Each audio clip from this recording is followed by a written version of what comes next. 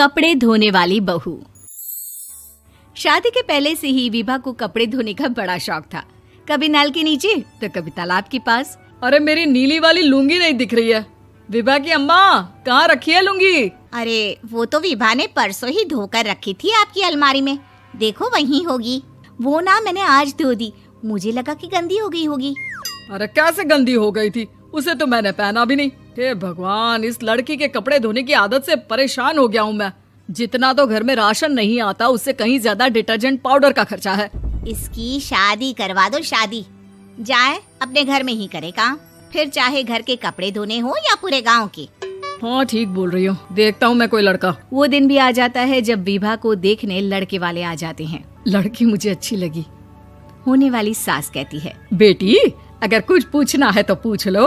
वैसे तो हमारी लड़की बहुत ही शर्मीली है, जो बोल दो वो मान लेती है, इसे क्या पूछना होगा।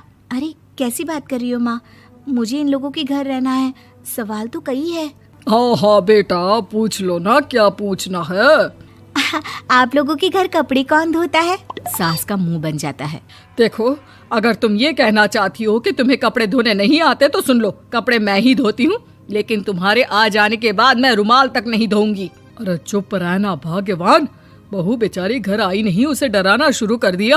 वो क्या है ना बिटिया, अभी तक तो ये कल्लू की माँ ही धोती थी, लेकिन अब तुम्हारे पापा तो दहेज में वॉशिंग मशीन देंगे ही। तभी विभा की माँ बोल पड़ती है, सवाल भी पूछा तो क्या। वैसे भाई साहब, मशीन की तो फिर भी कपड़े धोने की कैपेसिटी होती है। मतलब जो बिटिया दे रहे हैं ना विभा, इसे कपड़े धोने का बहुत शौक है। ये आप लोगों के क्या, आस पड़ोस गांव मोहल्ले सबके कपड़े धो दे और उफ तक ना करे। बाहर देखा नहीं आपने कितने कपड़े सूख रहे हैं? सब हमारी बिटिया ने ही तो धोए हैं। बस भी करो ना माँ, शर्म आ रही इतनी तारीफ सुनकर। और तो और एक दाग निकाल कर दिखाओ तो मान जाओ। हाँ अच्छा, माफ करना बेटा, मैंने गलत समझा। हमें तो रिश्ता बहुत पसंद है। और ऐसे जुड़ जाता है रिश्ता कपड़े धोने का शौक रखने वाली विभा का। उसकी शादी हो जाती है कोयला फैक्ट्री में काम करने वाले कल्लू के साथ। शादी के बाद अचानक विभा चिल्लाती हुई सास के पास आती है। सासू माँ, अरे सासू माँ कहाँ है आप? ये तो धोखा है, धोखा दिया आप लोगों ने मुझे। इसे ससुर के चक्कर के बारे में पता चल गया। अरे तो उसमें तुझे क्यों धोखा मिला है? अरे नल में पानी नहीं आता, कपड़े कैसे कब धुलेंगे? अच्छा, तू पानी नहीं आ रहा उसकी बात कर रही है। तो आपने क्या सोचा? कुछ नहीं। अच्छा, तेरी माँ ने कहा था कि कपड़े धोने का शौक है तुझे, याद आया मुझे। शौक बोलकर कपड़े धोने वाले मेरे जुनून को कम ना आके सासू माँ, कपड़ा धोना मेरा गुरूर है। तभी पति भी वहाँ आ जाता है। अभी मैंने इसे सनी देओल की फिल्म दिखाई है, उसी के डायलॉग मार रही है माँ। अच्छा सुन, साफ साफ बता रही हूँ, पानी सुबह 4 से 6 और शाम को 10 से 12 आता है, समझी? विभा टाइमिंग सुनकर हैरान हो जाती है। ये क्या भूतों का मोहल्ला है? सुबह 4 बजे उठकर कौन कपड़े धोता है? 4 बजे टंकी में पानी जाता है, फिर सारा दिन धोना ना, किसने मना किया? अरे कैसी बात कर रही हैं? 200 लीटर की टंकी में कितने कपड़े धो लूंगी मैं? सुबह ही उठ जाऊंगी मैं। अब क्या था, विभा सुबह 4 से लेकर रात के 12 बजे तक कपड़े ही धोती रहती। एक रोज सास पड़ोस से निकलकर कहीं जा रही होती है कि साथ वाली कहती है, हाँ कल्लू की माँ, जरा ये बताओ कि 2 साड़ी है, 2 ब्लाउज और एक पेटीकोट और एक नाड़े वाला लंबा कच्छा। हाँ तो? अरे तो क्या, कितना लोगी धुलाई ये बताओ। धोबन दिख रहे हैं हम क्या? हमारे पति सरकारी नौकरी से अभी रिटायर हुए हैं और बेटा सुपरवाइजर है कोयला फैक्ट्री में। धोबन समझ रखा है हमें?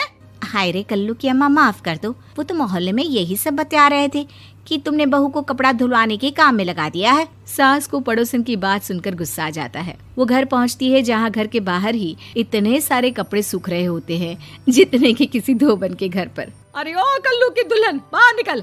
माँ जी यहीं आ जाओ, बाथरूम में चादर धो रहे हैं हम। अरे अभी हम धोते हैं, तुमको बाहर निकलो। ये आस पड़ोस वाले बोल रहे हैं कि हम बहू से कपड़े धुलवा कर उसे कपड़ा धोने वाली बना दिए हैं। अरे छोड़ो ना माँ जी, किन लोगों की बातों में आती हो? आस पास के लोगों का तो काम ही होता है कि वो किसी तरह सास बहू को लड़ा दे। बहू सारे घर के कपड़े धोती है, ये क्या कम है? बोलिए। सास को भी लग जाता है कि वो बहू का ये सनकीपन नहीं छुड़वा सकती, इससे अच्छा है कि खुद ही चुप हो जाए। एक रोज सास और बहू मंदिर जाते हैं, जहाँ सास की साड़ी वहाँ खड़ी भीख मांगने वाली से मिलती है। माँ जी क्या बात है, आपकी साड़ी उस भिखारन से कितनी मिल रही है ना? हाँ हाँ देखो तो, दोनों की साड़ी मिल रही है। क्या बात है कल्लू की अम्मा, तुम खुद को तो अफसर की बीवी बताती हो और ऐसी सिंपल सी प्लेन साड़ी पहनकर घूमती हो। सिंपल और प्लेन नहीं है ये साड़ी। तो क्या सोने के धागे से फूल बने हैं? कुछ भी सासू माँ, कुछ भी। हाँ बने थे इस साड़ी में सोने के धागे से फूल। मेरे पति लेकर आए थे मद्रास से स्पेशली मेरे लिए 10,000 की।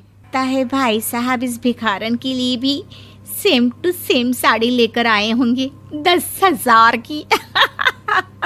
सास उस वक्त तो कुछ नहीं कहती, लेकिन बहू के साथ घर आती है और अलमारी से एल्बम निकाल कर लाती है। ये साड़ी देख रही है, ये वही साड़ी है जिसे मैंने अभी पहना था। इस साड़ी में ये जो चमकदार फूल दिख रहे हैं ना, ये सोने के धागों से काढ़े गए हैं। लेकिन तू लोकल वॉशिंग मशीन ब्रश से घिस घिस कर सारे फूलों को निकाल कर साड़ी प्लेन कर दी। मुझे माफ कर दीजिए सासू माँ। और तो और, जब मैंने तुझे तेरी गलती के लिए कुछ नहीं कहा, लेकिन तूने तो सबके सामने मेरा मजाक ही बना दिया। क्यों? बहू को समझ में आ जाता है कि अब से उसका कपड़े धोना बंद।